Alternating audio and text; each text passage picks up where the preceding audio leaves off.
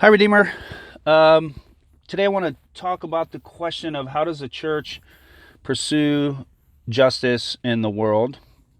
And so there's a lot of complications here. I guess the kind of angle I want to take is that when we read the scriptures, and especially as we move through Isaiah, and if you go back and read the beginning of Isaiah again, and the reason that Israel was condemned was because they ignored the plight of the poor, the marginalized, the widows, the orphans.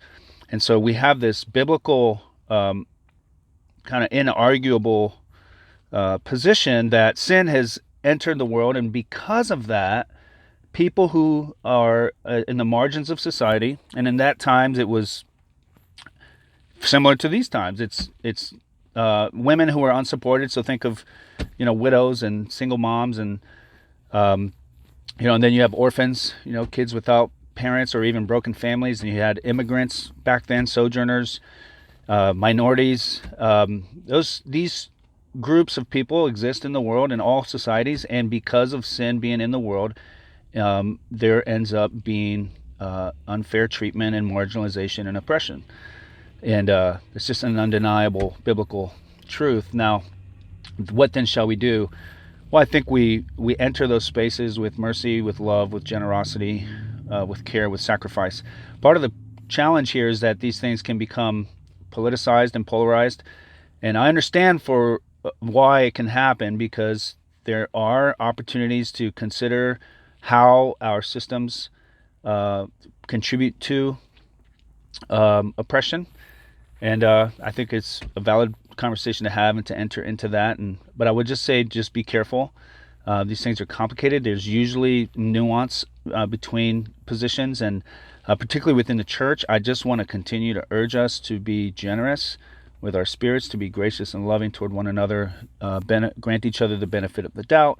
Don't play into the polarization. But mostly, I think what I would urge is for us to just get involved personally, right? To not outsource. Sometimes we get so distracted with the politicization online, and we're just literally online. Here's the image I had earlier: is like, imagine people online, arguing about what's the best approach systemically to address, societal struggles, and then like Mother Teresa is literally just in, the villages and caring for the poor and the sick, and sacrificing her time, and just like transcending really the conflict. And so again, I want to say there's some degree of necessity to engage in those systemic issues, but just be careful that you're not getting distracted. And like, literally, let's get our hands dirty. Let's give of our time, use our homes, our personal schedules should reflect a posture of mercy toward the marginalized, our pocketbooks. And so, in light of that, that's one of the reasons I'm excited and eager to see what develops with Youth for Christ and the opening, developing opportunities there, because I see uh, developing ministry that can give Redeemer a way to really be involved corporately.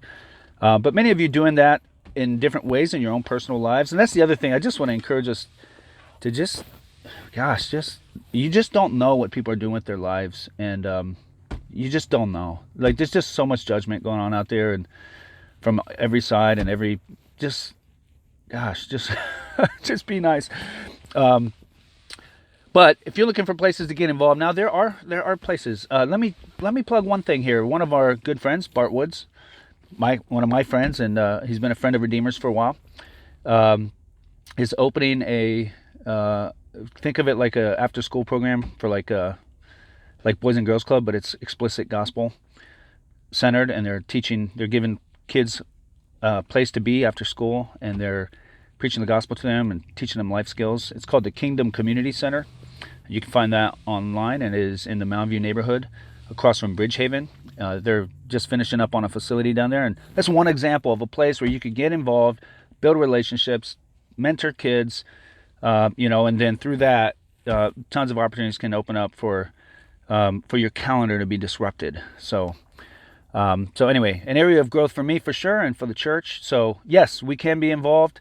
God calls us to be involved, and it's a work of joy. And I just say, get your hands dirtier, keep your mouths clean. All right. So God bless.